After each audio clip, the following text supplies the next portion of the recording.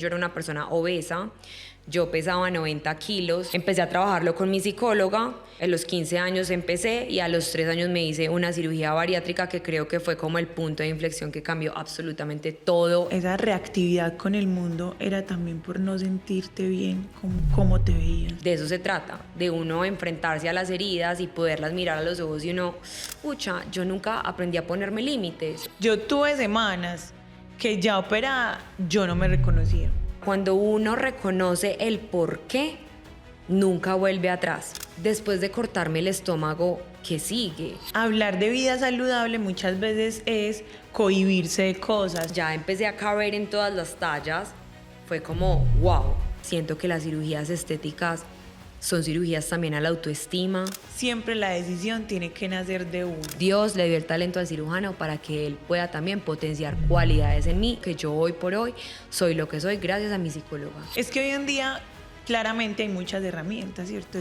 ¿Qué hacemos con ellas? Cuando una persona no ha ido a terapia se siente y se nota. Cuando tú estás dispuesto a que las cosas te van a funcionar y entiendes el por qué estás haciendo las cosas, todo fluye.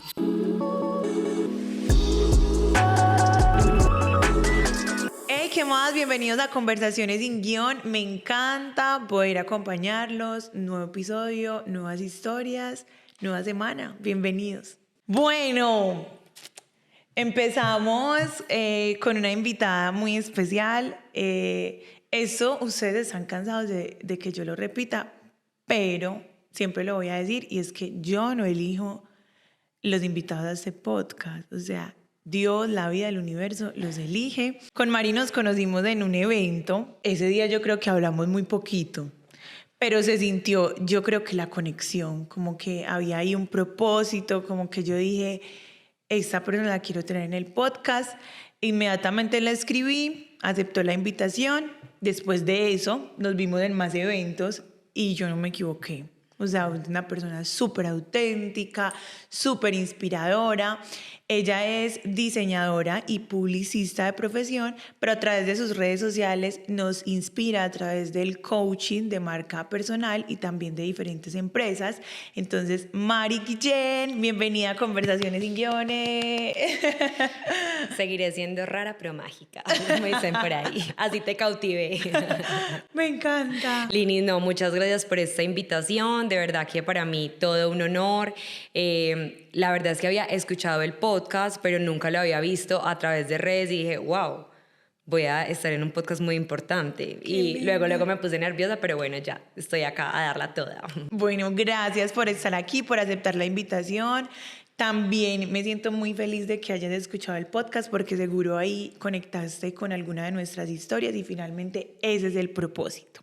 Vamos a empezar, no sé si fuerte, no sé si despaciecito. Cuéntanos un poquito de eso que transmites a través de las redes sociales y por qué te diste el permiso también de estar en esa plataforma digital para hacerlo. Linis, mira, la historia con redes, con Instagram, porque fue como mi primera red social que utilicé para empezar a hablar de mis pasiones, la inicié yo creo que por allá en el 2010. Estaba todavía en el colegio, en los 2 últimos años, y lo empecé primero como una exploración muy personal. Creo que inicié como todo el mundo, subiendo fotos y poniendo un caption súper sencillo. Y la verdad es que cuando ya estaba en la universidad, entre diseñadores y creativos, hay una plataforma que se llama Behance o Behance, hay gente que lo pronuncia de las dos maneras, donde los creativos subimos nuestro portafolio. Es una plataforma visual súper linda, donde realmente tú cautivas a tus potenciales clientes por los trabajos que haces, pero la verdad es que yo nunca fui como la más excelente en las herramientas, es decir, no soy la más tesa en Illustrator, no soy la más tesa en Photoshop, y me daba mucho, ¿cómo se dirá eso? Como síndrome del impostor empezar mi portafolio en Behance, porque siempre sentía que no era lo suficientemente buena, porque decía, pero ahí, la gente cómo va a saber yo de qué me inspiré o cuál fue mi proceso creativo. Instagram siempre fue una plataforma que se creó para contar historias, para que vos hablaras más de ti, de tus procesos. Entonces yo empecé a utilizar Instagram como una herramienta de trabajo. Yo dije, no lo voy a crear por Behance porque no soy capaz de llegar a este resultado tan rimbombante. Y en Instagram sí podía hacerlo de una forma más orgánica, entonces dije, no, lo voy a hacer por Instagram, y ahí empecé a contar qué hacía, cuáles eran mis trabajos, trabajos de fotografía de la universidad, y eso se empezó a volver una bolita de nieve y empecé a tener mis primeros clientes, siempre desde redes sociales, ahora que lo pienso.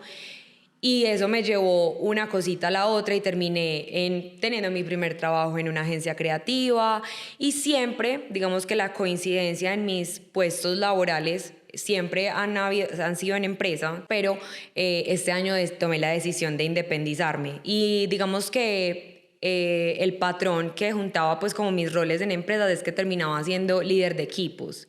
Entonces yo creo que se une tanto con una pasión muy profunda que tengo en mi corazón, que hoy es mi propósito, y es entender las relaciones humanas, entendernos en el trabajo, entender qué pasa con las dinámicas laborales. Y fue así que ya entré a un tema de coaching, y hablar de coaching ejecutivo, hablar de cómo de manera práctica nos podemos mover de A a B, cómo podemos transformar nuestra vida a través de los hábitos, pero sobre todo a través de la acción. No quedarnos siempre como en el taller, en el curso, en la masterclass. Ya de eso tenemos mucho, pero ya de verdad como ponernos a prueba. Mari, hay algo muy curioso de tu contenido que siento que pocas personas lo logran, y es transmitir esa parte laboral o profesional, pero también esa chispa que te caracteriza. Eres una persona súper auténtica, súper chistosa. ¿Cómo has encontrado también ese equilibrio? Linis, yo siento que yo he sido charra desde siempre. Pues yo siento que el humor es como un don que Dios me dio. Y siento que también ha sido gracias a conocerme a mí misma. Yo creo que una de las claves para uno llegar a la autenticidad es también encontrarse con ese lado vulnerable de uno.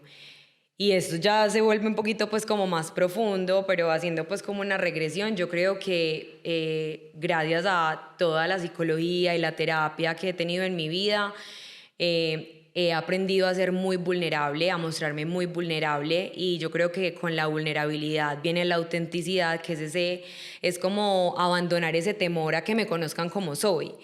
Y en ese soltar ese temor de que me conozcan como soy, pues pasa que soy charra. Que soy charra y que a la gente le cautiva la forma en la que hablo, y a mí me encanta hablar. Pues mi novio me dice que yo soy como un podcast que nunca paro. Y hay algo muy gracioso, y es que en las noches yo sigo hablando y hablando, y les como que ya duérmete, ya apágate, y como que ya es hora de dormir. Pero yo podría seguir y seguir. Entonces creo que eso viene como de esa conexión de permitirme ser vulnerable. Creo que también un trabajo de uno abandonar como la vergüenza o la culpa en el camino, y encontrarse con ese ser como honesto, que es capaz como de mostrarse al otro sin filtros. En ese proceso de autoconocimiento que hablaste ahí de un tema como de terapia, ¿cuáles eran esos puntos que te diste cuenta que debías trabajar para reconciliarte o simplemente reconocer lo que eres? En la adolescencia, bueno, yo siento que la rebeldía de la adolescencia o esas crisis de la adolescencia muchas veces no se manifiestan solo en los años adolescentes, sino que también puede ser en una adultez temprana o incluso en una adultez tardía. A mí me pasó que cuando yo tenía 16 años me volví un ser insoportable. Yo siento que yo era el Grinch y yo siento que mis papás no sabían qué hacer conmigo. Desde los 15 años yo empecé a ir a la psicóloga, y encontré un montón de heridas que tenía. En ese momento hay algo que me marcó mucho, pues, o que marca mucho mi historia, y es que yo era una persona obesa. Yo pesaba 90 kilos y era una persona que, además de ser gorda, era una persona muy frustrada. Está claro que hay personas que son gordas y son demasiado felices y están en bienestar y están en paz con la vida, pero yo era una persona que tenía una mala relación con los alimentos, era una persona que me comía las emociones, y que posiblemente, lo digo posiblemente porque no es algo que mi psicóloga me lo haya dicho ni que lo haya trabajado de esa forma, tenía como, no sé si señales de que podía llegar a ser depresiva. Nunca he tenido pues como una depresión como tal diagnosticada, pero sí tenía unas heridas que me hacían comportarme de una forma que, aunque era charra y aunque tenía buen sentido del humor, también era como una chispa o una bomba que ante cualquier momento explotaba, era hiriente, era insoportable. Para mis papás no se me podía decir nada, no había pinzas con que cogerme, entonces tenía un montón de cualidades, pero al mismo tiempo tenía un montón de heridas y que hoy por hoy yo reconozco y lo acepto. Muchos venían como de esa frustración física de que yo me veía en el espejo y no me reconocía. Empecé a trabajarlo con mi psicóloga. A los 15 años empecé y a los 3 años me hice una cirugía bariátrica que creo que fue como el punto de inflexión que cambió absolutamente todo en mi vida, la relación que tenía conmigo y yo creo que la relación que yo tenía con el mundo. O sea, creo que fue un despertar ahí espiritual en todas las dimensiones. Hoy en día entonces puedes decir que como esa reactividad con el mundo era también por no sentirte bien, cómo te veías. Sí, creo que es un tema que es delicado porque obviamente hemos avanzado mucho en el tema de, bueno, pero es que no nos debería importar tanto cómo nos vemos o como el tema de la vanidad también es un tema que es delicado poner sobre la mesa. Yo creo que la cirugía funciona o funcionó como una herramienta pero el trabajo interno fue mío y fue como de someterme a, listo, ya me dieron una varita mágica que me hizo perder peso muy rápido, una manga gástrica en una semana te hace perder 7 kilos, y yo fui una persona que la gente no me reconocía cuando me veía, porque yo me hice la cirugía cuando estaba en 11. Mis compañeritas del colegio obviamente vieron la pérdida de peso más rápida, pero digamos que, no sé, mis vecinos porque luego me mudé de casa, mis vecinos o las personas que estaban en el colegio en un año después o un año antes, ya luego me veían y me decían, ay, yo porque siento que te conozco, yo reconozco tu voz, pero no sé quién eres porque yo pasé de pesar 90 kilos a pesar en ese momento 56, hoy peso 58. Los números no importan, importan en la cirugía, pero digamos que en este momento no. Y la gente no te reconocía, entonces realmente fue como volver a empezar. Hoy me doy cuenta que yo tenía una relación muy tóxica con los alimentos, una relación tóxica conmigo misma, y eso era lo que reflejaba en los demás. Y la cirugía me ayudó como a llegar a la meta rápido, como mira, físicamente ya estás aquí, pero tienes todo este camino largo para sanar, porque de eso se trata, de uno enfrentarse a las heridas y poderlas mirar a los ojos y uno, fue pucha, tengo mucho por aprender, tengo mucho ego en el que debería sentirme más humilde y avanzar. Todas esas cirugías que requieren que como resultado tienen un cambio físico, a mí me parece muy particular porque hay muchas personas que desde afuera dicen como, no, pues se operó y ya solucionado, hablemos por ejemplo de una cirugía estética, pero por conocimiento de causa, pues yo tengo cirugía de nariz, que sí fue estética, no fue funcional, sé que antes y después de la cirugía hay un proceso interno largo. ¿Cierto? Es volverte a mirar al espejo, reconocerte. En tu caso, que también era un tema de salud, ¿cómo empezaste a vivir esas diferentes etapas? Porque, no sé, me imagino que en ese momento que no estabas bien con tu cuerpo, decías, sí, qué rico bajar estos kilos. Pero mientras ibas bajando y también te ibas transformando y mirando esa nueva versión de ti, también, ¿qué pasaba? Mira, Linis, me encanta eso que dijiste, que la cirugía era por un tema de salud. Yo creo que hoy, y de hecho siento que lo estoy haciendo en este momento acá, en este espacio, sí era un tema de salud, pero de salud mental. Porque a nivel de salud física yo estaba perfecta.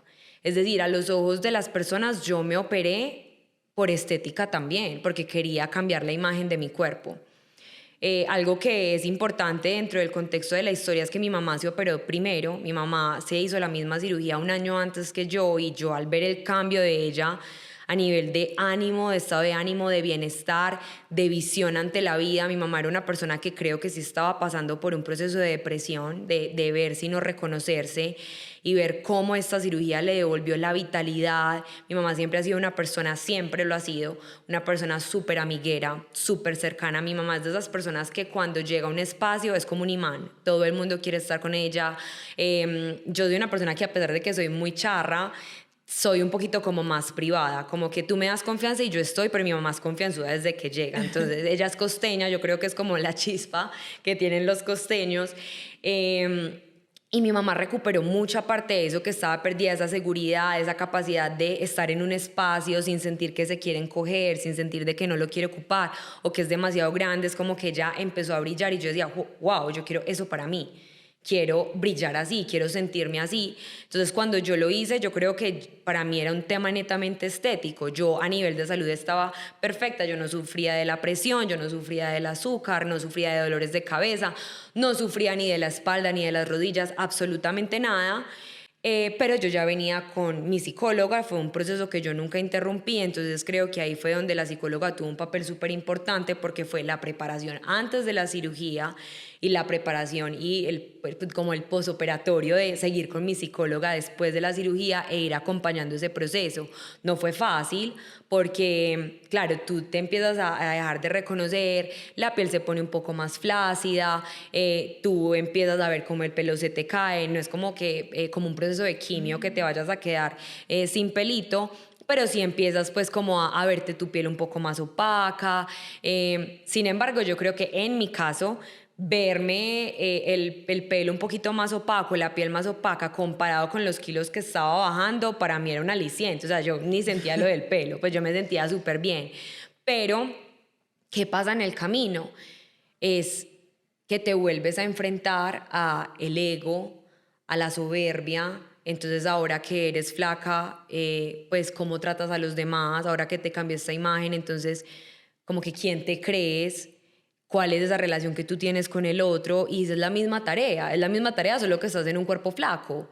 Pero la relación con la comida, si tú vienes con la comida teniendo un problema de que lo que te decía, las emociones te las quieres comer, eso no lo abandonas por la ¿A ti cirugía. te pasaba eso? A Como mí me que pasaba comías eso. un O montón. sea, yo bajé un montón de peso y obviamente por haberme recortado el estómago, en el primer año tú no lo sientes, pero ya luego empieza el segundo año, el tercer año, y vuelves y caes en los atracones, y vuelves y caes en que te encanta el dulce, y vuelves y caes en que te encanta la grasa y las harinas y el buñuelito y el palito de queso, y es como, y entonces ahí es donde te das cuenta, ay, pucha, yo nunca aprendí a ponerme límites. O sea, yo me operé, estoy flaca y ahora estoy comiendo como flaco, pero estoy en mis viejos hábitos.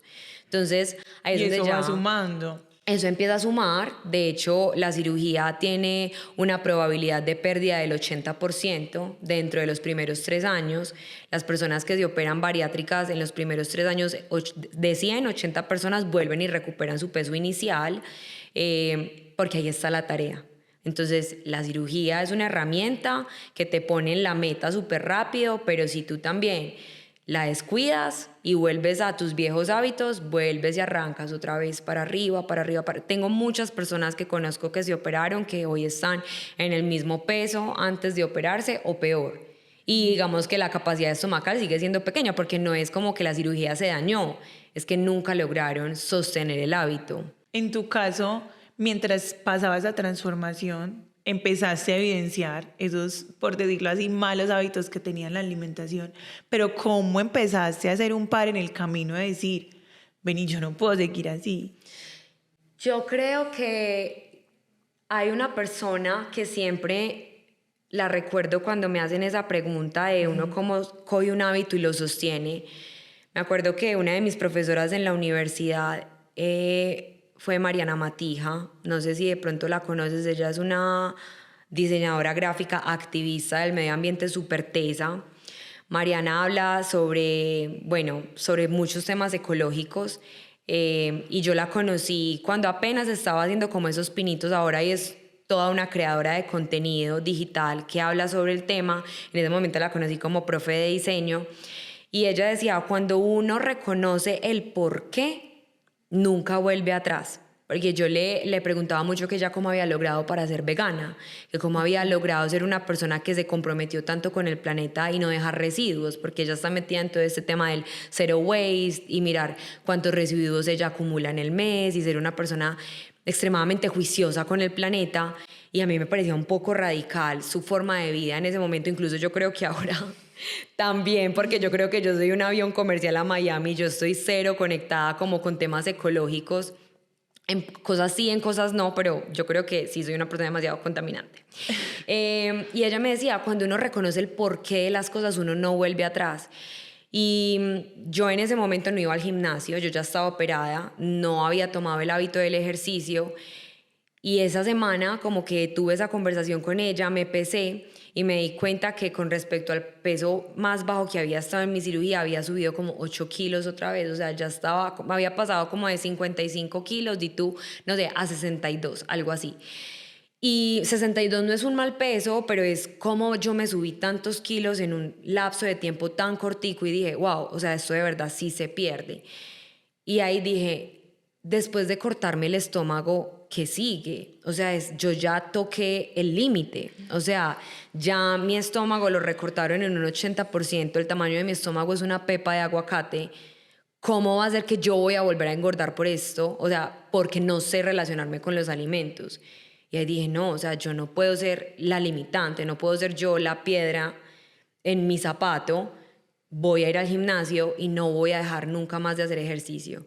Le dije a mi papá, me acuerdo que mi papá en esa incredulidad como, otra vez vas a intentar el gimnasio, otra vez que papi cómprame unos tenis, otra vez que papi no tengo ropa para hacer ejercicio. Yo te lo juro que esta vez sí, esta vez sí. Y esta vez sí fue. Y mi papá lo cuenta como un testimonio de vida, porque mi papá en ese momento también, él siempre había sido muy deportista, pero en esa época estaba muy sedentario y me dijo, la persona que a mí me animó otra vez a hacer ejercicio fue mi hija después de la cirugía bariátrica. Mi papá era un incrédulo de la cirugía, porque creo que las personas que nos hemos llegado a hacer esto, venimos con papás o con tías o con abuelos o con personas de nuestro alrededor, no, no te la hagas, no, qué susto, claro, porque siempre una cirugía tiene muchos riesgos, como cualquier cosa, como cualquier medicina que consumimos siempre también va a tener sus efectos secundarios. Mi papá era una persona, no, Mariana lo tiene que lograr con el ejercicio, con el sacrificio, eso le va a dar muchos más beneficios que simplemente una cirugía que le va a ahorrar todo el proceso, la va a botar. Y yo hoy creo que soy un testimonio de una persona que sí lo hizo. Yo me operé hace más de 12 años, entonces ya creo y me considero un caso de éxito con la cirugía bariátrica.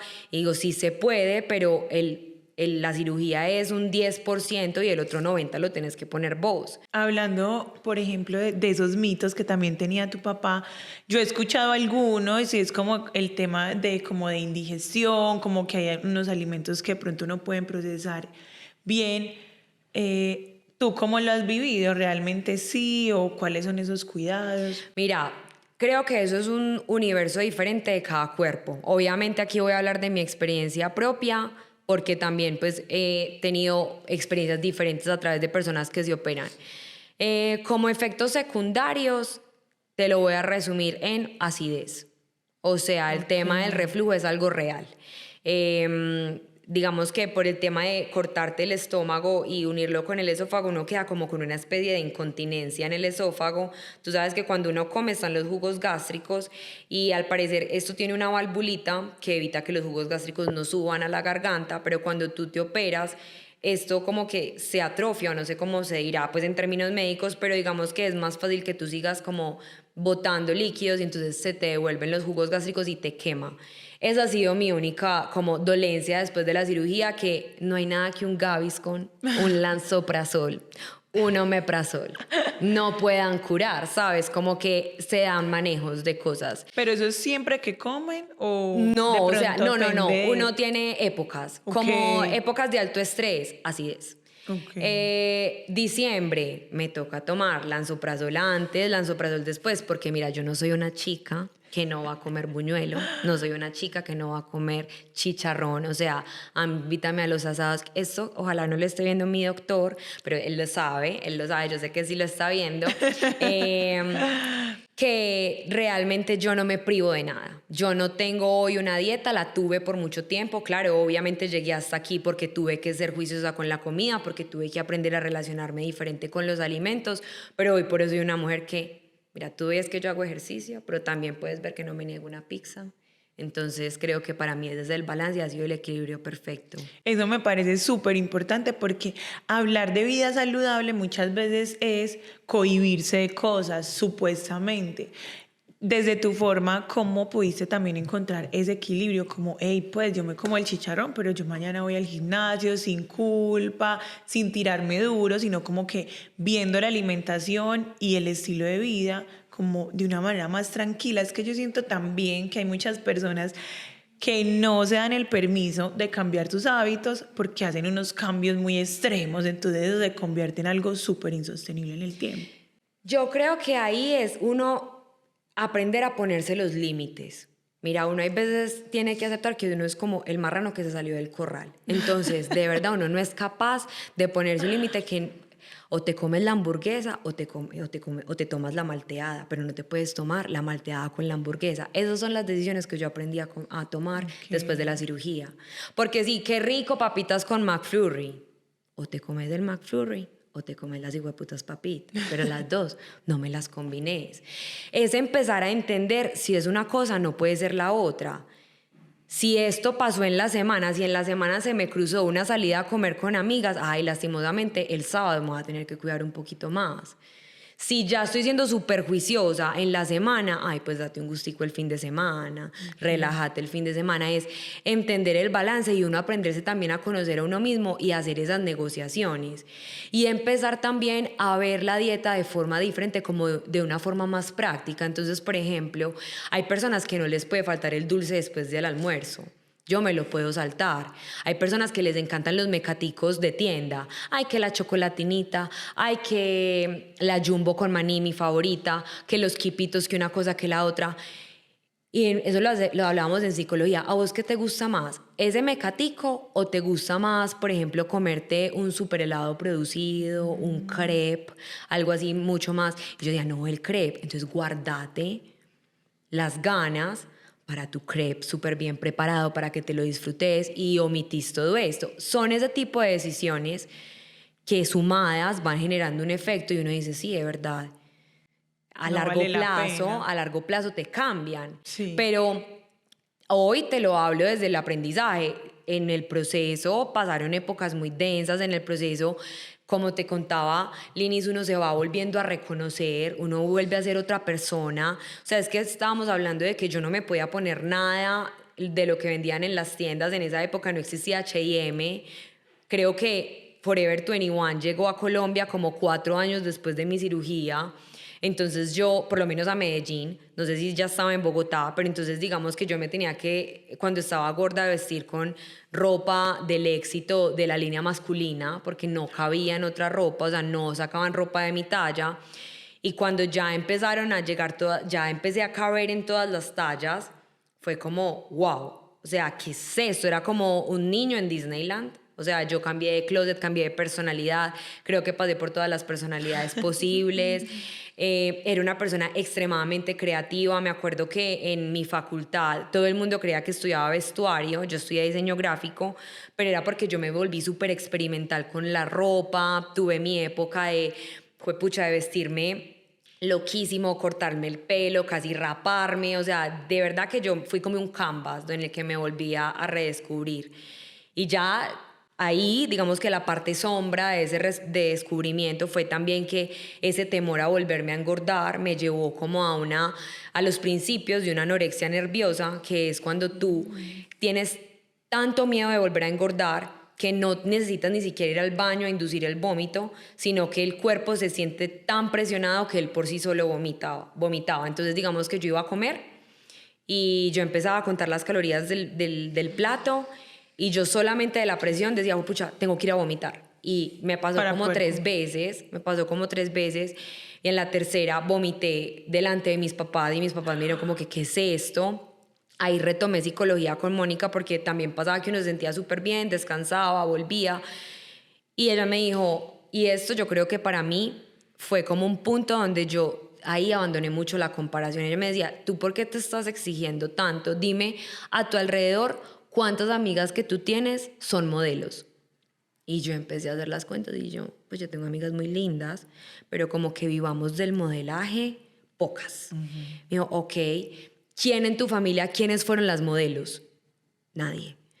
Y empecé a entender que a mi alrededor no había ninguna presión para que yo me sintiera como tan presionada que tenía que llegar a unos límites. Y mira, si tú eres una modelo y me estás escuchando, yo quiero que sepas que en el mundo somos más las mujeres cotidianas, las mujeres normales, las mujeres de una talla promedio que las modelos. Tú eres un pony, un unicornio en un valle, pero no te tendrías que sentir presionada para que tienes que ser perfecta. No, es como que Dios te dio el don de la belleza, disfrútalo.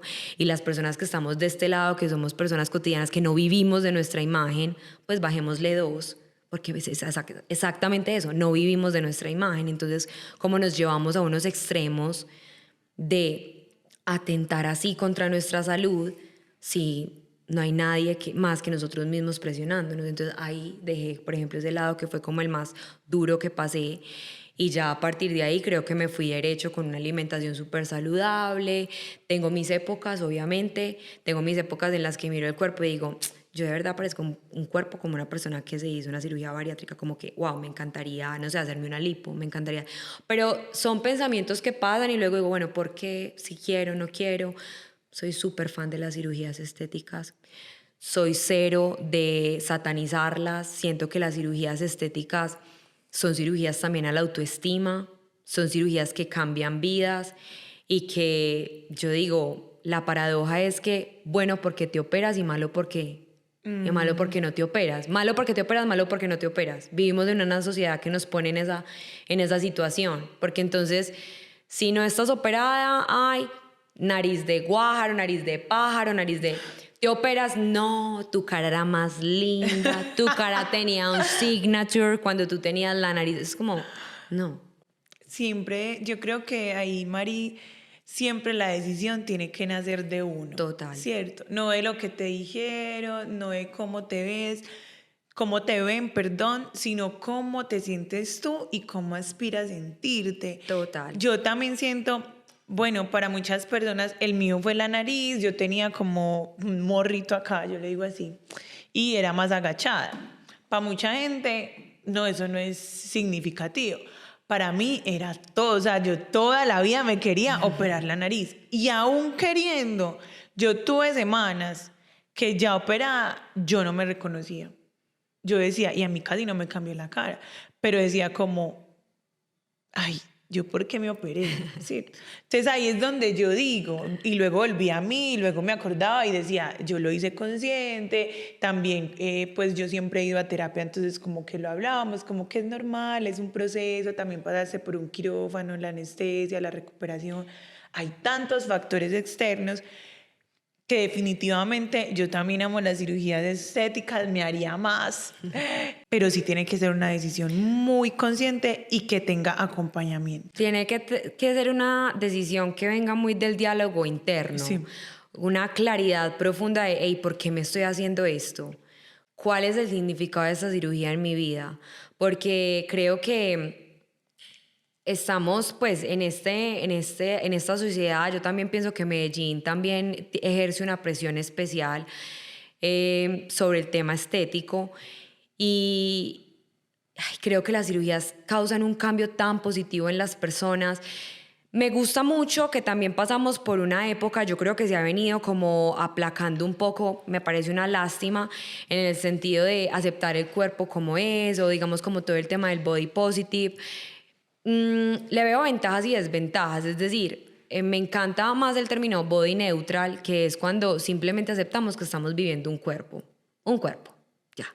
Hay gente gorda, hay gente flaca, hay gente narizona, hay gente ojona, hay gente orejona, estamos habitando un cuerpo. Y que ese cuerpo, de acuerdo a cómo tú te sientas, tú lo puedes transformar o no lo puedes transformar. Para eso están los cirujanos plásticos.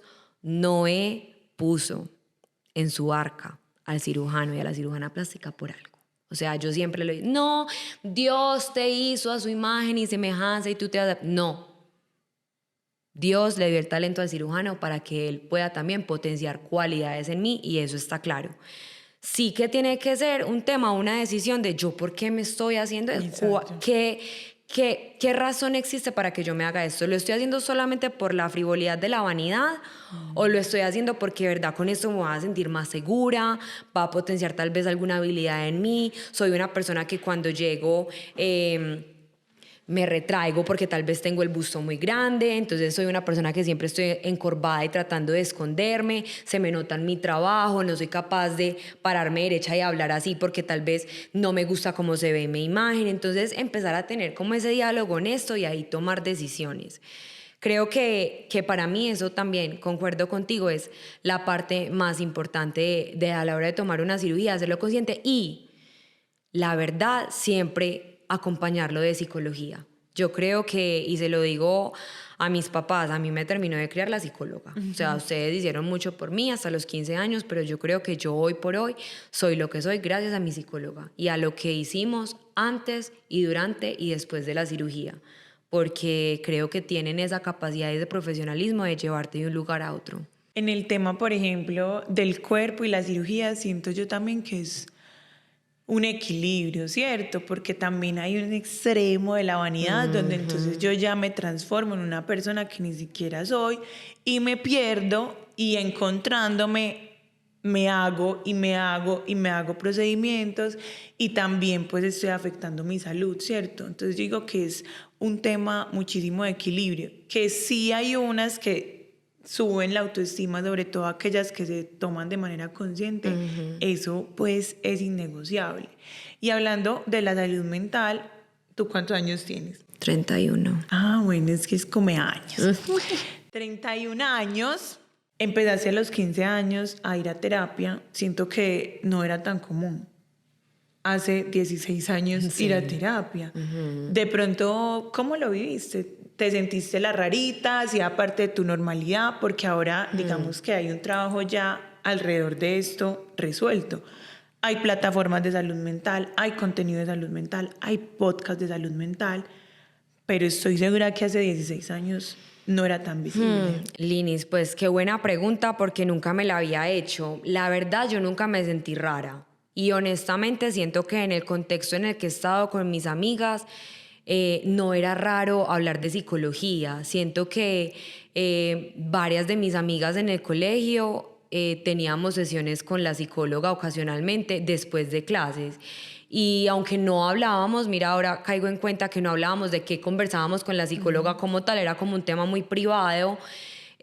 No era extraño para mí que mi mamá me llevara donde un psicólogo, ni nunca me sentí extraña, nunca me sentí rara.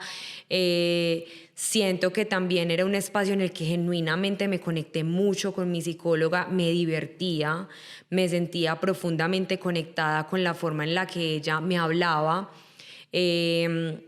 Y con la forma en la que llevábamos las sesiones y sobre todo en cómo sí avanzaba en los procesos. Creo que esta corriente es de psicología conductual, que es la que pues he tratado toda la vida, no me he dado la oportunidad con otro tipo de psicología, pero es en la que te ponen como actividades, como prácticas, como, bueno, es esto, haz esto para ver si tenemos resultados diferentes. Y yo me comprometí demasiado en el proceso, yo creo que de forma inconsciente, porque es que yo de verdad siento que yo era como un Spirit, el corcel indomable.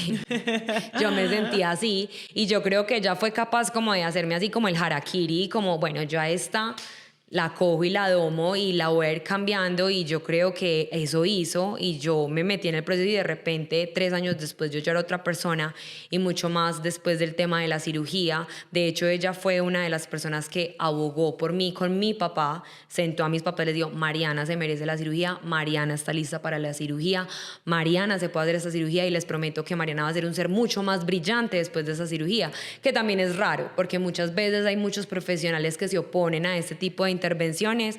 En mi caso fue al revés y me ayudó muchísimo en ese proceso. Yo creo que hoy en día también, bueno, yo agradezco mucho a las personas que han hecho como visible el tema de la salud mental Y siento que por estadística también se trata de un tema como de ansiedad, ¿cierto? Porque el mundo va muy rápido, porque queremos lograr todo ya o que las cosas sean como nosotros queremos. La terapia particularmente te reta a eso que tú acabas de decir, a ver, a que los procesos muestren la evidencia de unos Total. resultados que tú estás buscando. Todo se ha transformado mucho, pero sí me interesa saber desde tu visión como esa transformación de la salud mental, o sea, como que para ti de pronto hacer un proceso hace parte de tu normalidad, pero me atrevo a decir que te has topado con personas que nunca han ido a terapia, que de pronto han sufrido ansiedad, depresión, también un tema de autoestima con el cuerpo. Si ves también como esa diferencia o esa reactividad hacia vivir y trasegar un proceso. Bueno, ay, qué pregunta tan espectacular. Qué pregunta tan espectacular. Bueno, creo que sí, es cierto, cuando una persona no ha ido a terapia se siente y se nota. Y cuando digo que se siente y se nota es porque vos lo sentís desde que la persona ocupa un espacio, se nota desde la evidencia de cómo trata a los demás, cómo se trata ella misma, cuál es el diálogo interno, cuál es el diálogo externo. Se puede, y ahora que yo trabajo con todo el tema de las relaciones laborales, las dinámicas en las oficinas, en los grupos de trabajo, uno dice, pucha, pues esta persona se ve que es bastante compleja porque no se conoce a ella misma y creo que es eso. Conocerse uno mismo, la terapia, ir al psicólogo te permite conocerte a vos mismo. Y con eso volvemos al punto inicial. Porque siento que soy una persona o valoro en mí que trato de mostrarme como una persona auténtica en la mayoría de mis contextos, porque yo una gran parte de mi vida que yo decía, marica, yo soy muy hijo de puta. Pues de verdad, de verdad. Y yo creo que yo hoy tengo arrepentimientos que todavía cargo de cómo me comporté con mis papás, lo inconsciente que era, lo grosera, lo contestona.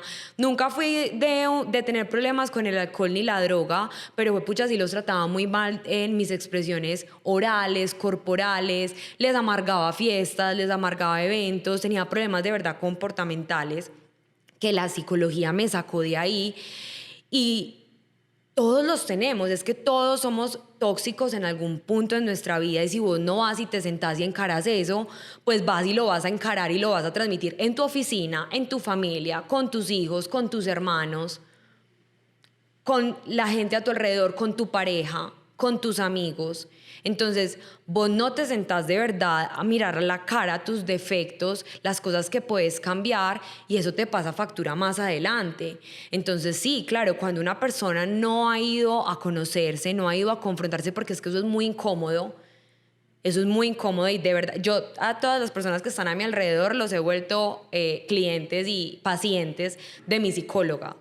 Y cuando me dicen como voy para donde Mónica por tercera vez en 15 días porque están pasando por una crisis y yo les digo, Padre, Hijo, Espíritu Santo, amén, porque es que ya la tercera, ya uno sale así llorando y uno manda foto, cara hinchada, porque también ir a psicología es que te confronten y que te digan lo que vos no querés escuchar, pero eso es lo mágico. O sea, yo creo que, y aquí voy a entrar en terreno funable, bienvenidos a mi primera funa, pero, o sea, la carta astral es una cosa, el taller de meditación es otra cosa, el breathwork, que te metas en la tina con hielos, que te vayas a subir el Tíbet, o sea, sí, pero, ¿sabes? Hay mucho más aprendizaje cuando vos estás a las 3 de la mañana en la discoteca y decís por primera vez no llamar a ese exnovio que te pegaba y dejar de migajear amor. Y hay un trabajo enorme cuando tu psicólogo logra que vos estés en un restaurante y después de haber pasado de ser una persona con obesidad tipo 1, digas, hoy con gusto me quiero comer una ensalada. O sea, sí, todo, y con las cirugías ahorita que lo decías, muchas veces vamos y vamos para adentro, pero vamos para adentro desde la condescendencia de que nos digan, ay, es que vos sos Tauro con ascendente en Virgo y por eso tú eres así. O que te digan, marica, vas a perder el amor de tus hijos, vas a seguir siendo tan tóxica. Es que vos sos el problema, no estás sabiendo gestionar tus emociones. Una cosa comulga con la otra, pero así el trabajo duro de con un profesional, desde la salud mental, de meterte ahí en tu proceso de someterte, de actuar con humildad, porque como con las cirugías estéticas, nos encanta mirarnos para adentro, nos encanta, sí, los cuencos, sí, la pulsera con cristales, sí, un montón de cosas, pero, marica, uno también necesita una persona que le diga, es que eso es un hijo de puta, de verdad. O sea, Y yo siento también que, o sea, ese trabajo interno efectivamente es el que hay que hacer. Y cuando tú dices la decisión de no llamar al ex, o de pronto de alimentarme mejor, o de tener un mejor comportamiento, o la forma en la que me relaciono, esos patrones que llaman que uno repite, es darse cuenta de dónde viene la herida. ¿Cierto? total. Y no te has dado cuenta, Linis, de que hay personas que van por la vida, es que yo ya me conozco demasiado, yo sé de dónde viene mi herida. Yo sé cuál es mi herida, pero siguen tratando a la gente mal. Son jefes y tratan a sus subordinados, a sus empleados horrible. Entonces es como que, ¿y para qué putas te sabes cuál es la herida si no estás haciendo nada práctico para eso? Sos jefe y se te va la gente de la empresa. Mantenés a la gente aburrida. No se te puede hablar. Pues a mí, ¿qué me importa que vos sepas quién es tu carta astral cuando tenés que invertir este año según la numerología? Pues no, a nadie Si le no sirve. aplicas nada A de lo nadie que le sirve. necesitas trabajar. Exacto, Exactamente. exacto. Es que hoy en día claramente hay muchas herramientas, ¿cierto? Es qué hacemos con ellas y para qué las buscamos, ¿cierto? Porque muchas veces en ese ejemplo que tú das es solamente como para dar paz, como que, sí, yo es que tengo una herida del abandono porque, no sé, mi papá un día se fue de viaje, se demoró mucho, entonces yo sentí eso, pero él al final volvió. Ya lo sé, pero ¿qué haces con eso? Exacto. Si finalmente te estás relacionando mal, tienes miedo también a que te abandone, si una amiga no te habla, entonces tú sientes que te dejó, que ya no van a ser más amigas, entonces es un proceso que efectivamente va mucho más allá. Y en mi experiencia también con la terapia es que la terapia no se acaba. Pues, o sea, nunca. puede que uno hoy tenga una tusa y mañana tenga que hacer un duelo familiar, pero otro día es un asunto laboral, otro día es como me siento yo cuando me miro al espejo, otro día es me quedé sin amigas y no sé por qué. No siempre tiene que ser algo malo, quiero aclararlo. También puede ser, ve, ¿te acordás?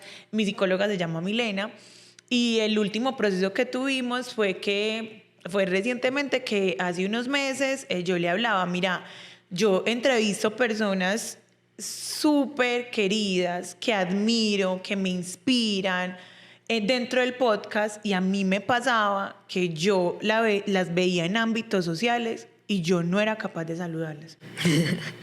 Yo, ¿sabes qué pensaba? Que se va a acordar de mí. O sea, imagínate lo pequeña que yo me estaba poniendo y lo pequeño que estaba poniendo este espacio que hago con tanto amor.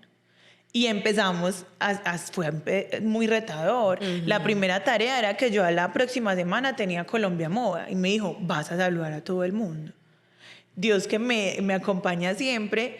Me acuerdo que era el desfile de Agua Bendita y una de las personas que yo he entrevistado en el podcast es María Fernanda Aristizábal, Ajá.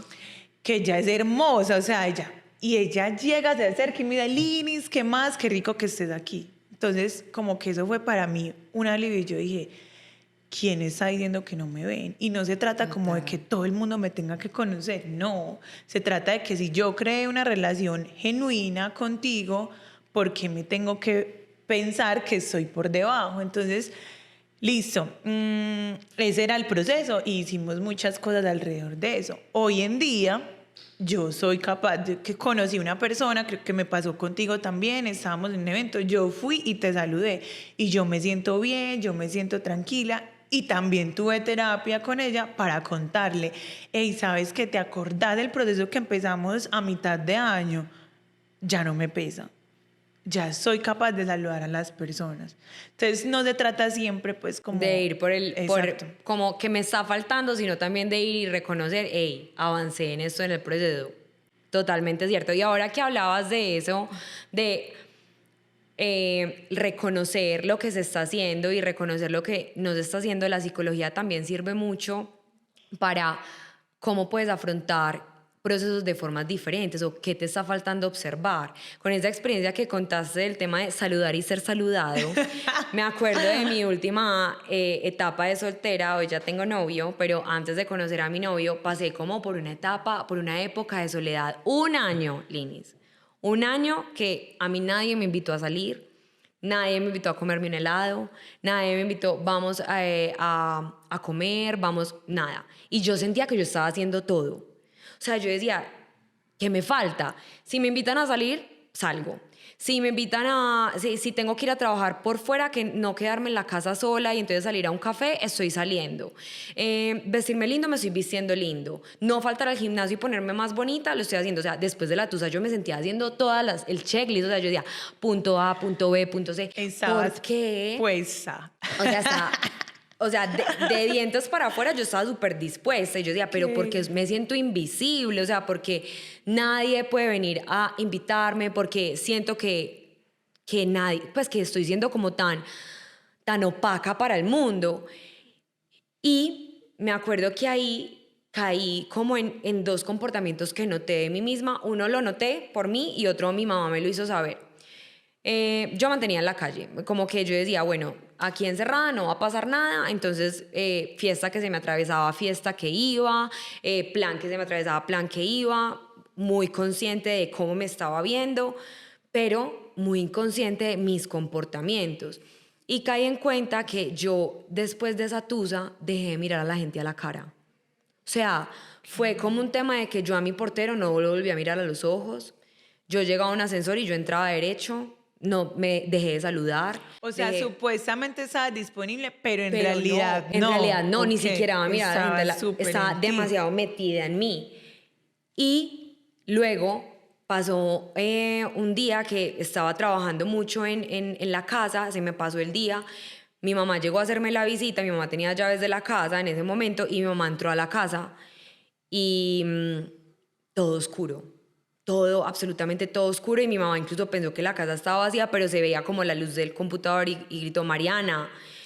Y yo, ¿cómo así? O sea, las ventanas están cerradas, la puerta del balcón está cerrada, aquí no tenés ni siquiera música. O sea, ¿qué está pasando? Yo me la había pasado todo el día, desde la mañana hasta la noche trabajando, y yo ni siquiera me había parado como a hacer conciencia de, mira, el día pasó. O sea, yo estaba solamente disponible para lo que era afuera, pero adentro tenía un montón de trabajo por hacer.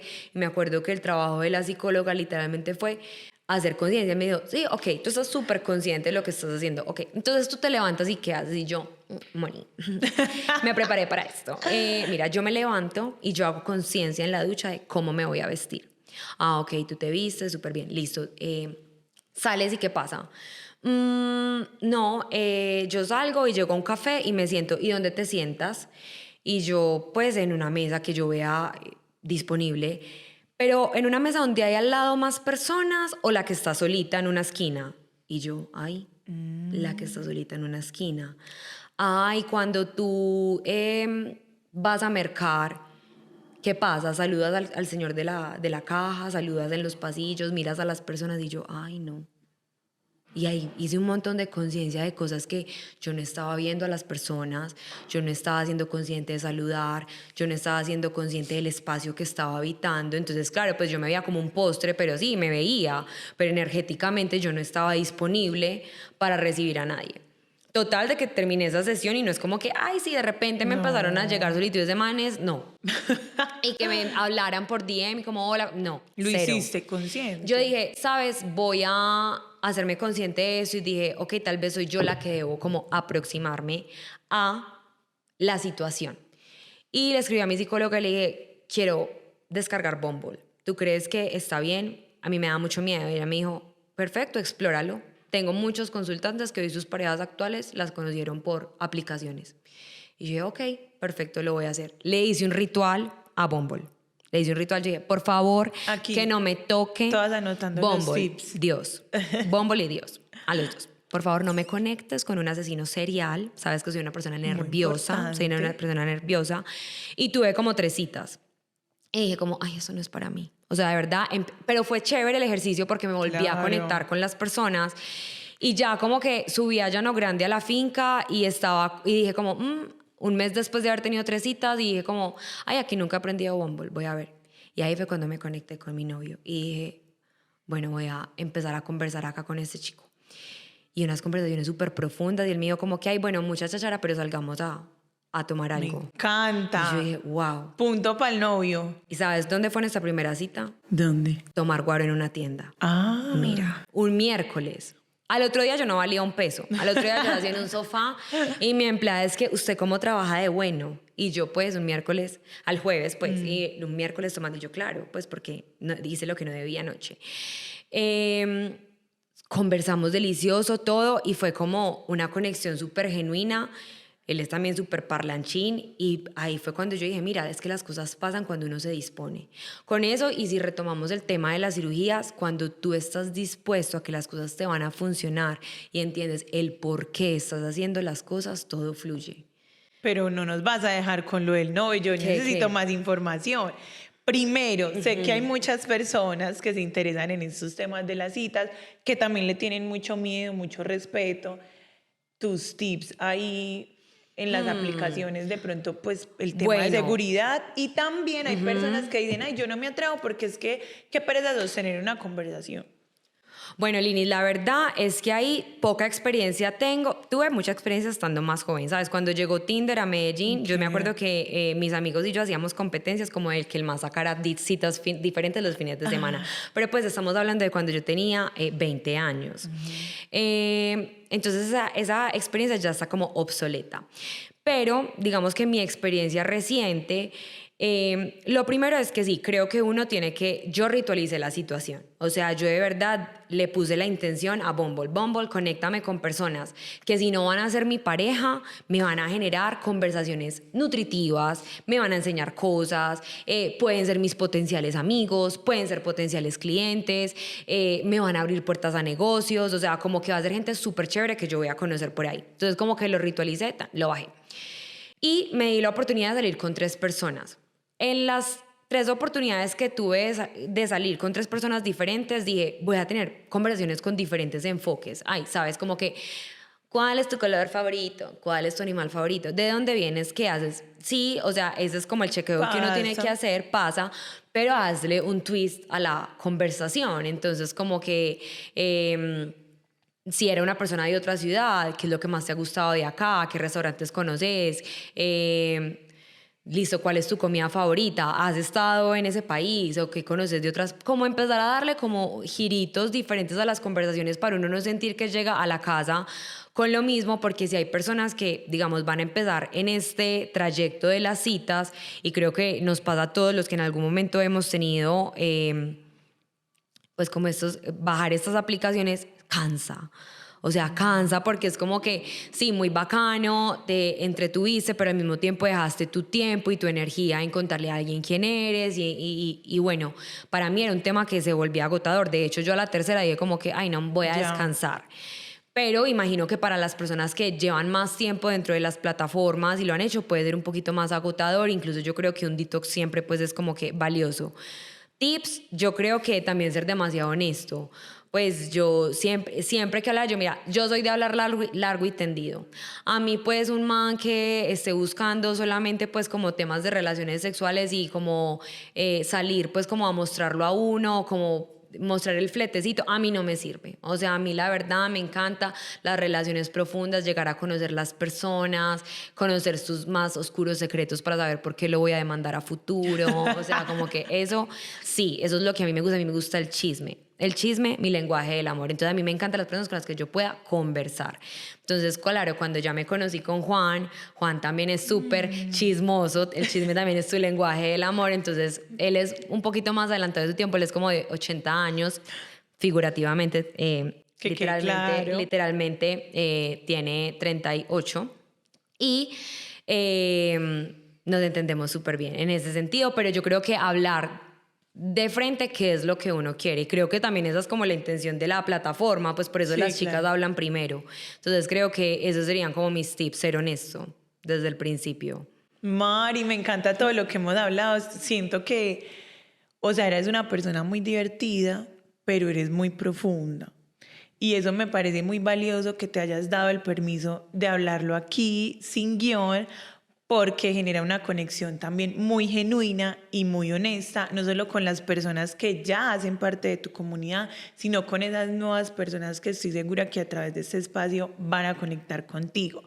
Quiero que porfa nos digas tus redes sociales. Tú ya eres una TikToker muy activa. Estoy empezando, mira, no soy la más juiciosa, Ok. no soy la más juiciosa, estoy pasando por esta época de la experimentación porque, sabes, video me da cringe, o sea, estas cosas me Sí. relajan, estas cosas fluyo, Pero pero así. yo como que grabándome a mí misma, yo soy como, Yo uy, también soy así. uy, Sí. como que no. Entonces, estoy siendo un poco más juiciosa. Ok. Estoy siendo un poco esforzándome por tener un mínimo viable al mes, como de, bueno, voy a interactuar a partir del video. Como pueden ver, soy una persona que me voy por las ramas, entonces siento que cuando yo empiezo a hablar, yo digo, pues ya he juntado como 5 temas aquí en este video, o sea, como que de verdad, pero yo soy de las que me escucho videos también súper largos, entonces digo, pero si Sí. si hay gente que yo la escucho, porque no habrá gente Ser dispuesta a tú, escucharme ser a mí? honesta. Exacto. Entonces, bueno, estamos haciendo un gran trabajo de autenticidad con TikTok, pero en todas las leyes me llamo, en todas las redes me llamo Licornetush. Bueno, eso hay que deletrearlo Exacto. prácticamente. Licor Licor de licor. Licor de licor, que la gente pensaba que era que como que yo era como súper chupona de trago y es como que no, o sea, me encantan los cócteles, pero no es por licor. La palabra viene de licorne. Licorne es unicornio en francés. A mí me encantan los unicornios, los amo, los colecciono, me parecen seres espectaculares, míticos. Y tush es una forma en la que en Inglaterra le dicen al traserito. Entonces es como traserito de unicornio. ¿Por qué? Porque yo siempre he sido una persona súper desahuciada de culo. Yo no tengo nalga.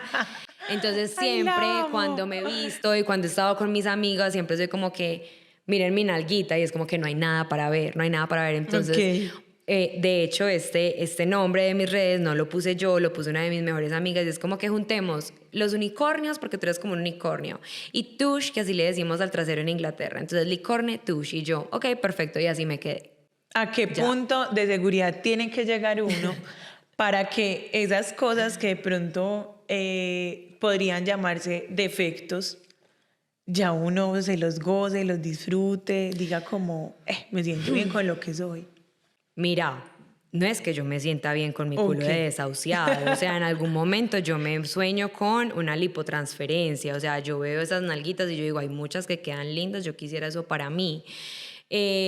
Pero pues es lo que tengo, es lo que me funciona, tengo un cuerpo súper saludable, me siento feliz con muchas otras cosas de mi cuerpo, me siento feliz con mi personalidad y vuelvo al punto de partida, conocerse. Pues es que, ¿qué más puedo hacer? Nada, este es el culito que me tocó, es este, no hay más, por ahora no hay más. Pero sabes que eso es demasiado lindo porque muchas veces dicen, como en estos días, es que no me acuerdo quién, pero alguien se hizo una cirugía, creo que era de senos. Y entonces un comentario de otra mujer, además, diciéndoles que quedaste muy linda, pero lamento mucho que hayas tenido complejo con tus senos.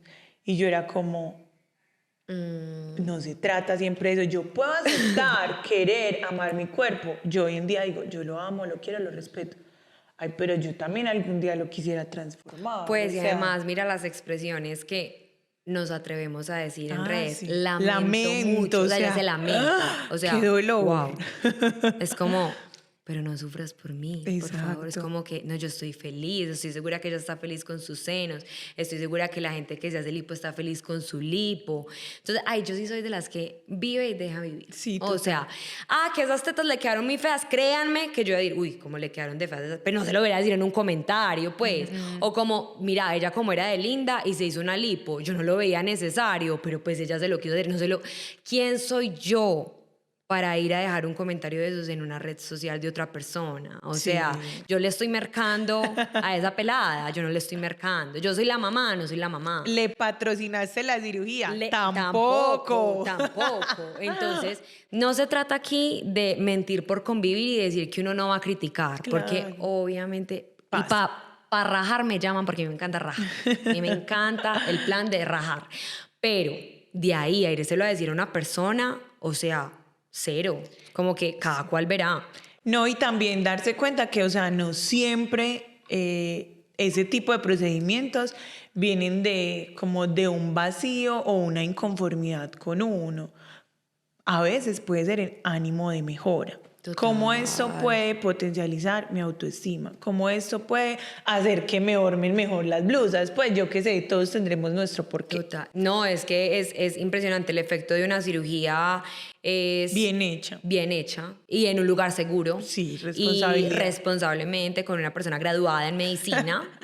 Muy importante. Muy importante, no, ningún garaje, no.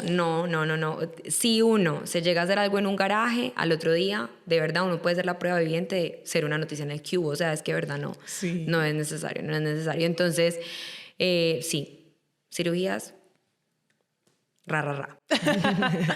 Mari, muchas gracias por estar aquí. Estoy muy feliz de que nos hubieses compartido parte de tu historia. Casi siempre terminamos el podcast con una pregunta que me encanta hacer y es, ¿crees que en la vida, para el solo hecho de vivirla o tener éxito, hay que tener un guión, sí o no y por qué? A mí me encantan los guiones, pero me encantan los guiones con plot twist. Es decir, creo que vale la pena uno proyectar y visualizar la vida que quiere y permitirse soñar y permitirse pensar quién quiero ser, qué habilidades tengo y qué puedo potenciar en mi vida para ser mucho mejor, para ser más brillante. Y creo que ahí hablaría de la creación de un guión en el que puedo reconocer el personaje que soy ahora, pero también la superestrella y la rockstar que puedo ser en el futuro si me comprometo con un proceso. Pero qué rico, y esa es la magia de la vida, cuando ocurren plot twists en medio, cuando aparecen personajes inesperados, cuando aparecen experiencias que no teníamos pensadas y nos hacen crecer y nos moldean y nos sacan un par de lagrimitas y también muchas carcajadas. Y creo que de eso se trata la vida. Creo que sí, se necesita un guión, pero creo que también hay que dejarse sorprender por ese guión. Mejor dicho, que uno tenga la idea del guión, pero que Dios sea el que lo escriba. Amén. Me Amén. encanta esto. Y bueno, gracias por estar aquí. Anoten todos los tips. Aquí dimos tips de salud mental, dimos tips de pareja, dimos tips de Total. alimentación. Lini, es algo que me Sí. gustaría también dejar abierto, es Claro. que sé que el tema de la cirugía bariátrica es algo que genera mucha curiosidad y es algo que es una cirugía que ha tomado mucha popularidad en los últimos años. Entonces, si en algún momento ustedes quieren hablarme, escribirme en el DM para resolver dudas, no No dudes. vacilen nunca en escribirme, porque la verdad voy a ser súper generosa dándoles la respuesta, les voy a recomendar mi médico, no recomiendo a nadie más porque la verdad es que él es la persona indicada y la única persona que recomiendo para hacerla. Entonces nada, súper abierto mi canal para que también, si las puedo ayudar, súper bienvenida. Ay, Mari, me encanta. Siento que esto es un regalo. Gracias por tu generosidad, porque no todas las personas están abiertas a hablar de sus procesos y asimismo, pues, como guiar a otros con responsabilidad. Obviamente aquí recibimos ese regalo con mucho amor y sé que muchas personas te van a escribir. Nos vemos en un próximo episodio y gracias por estar aquí. Chao.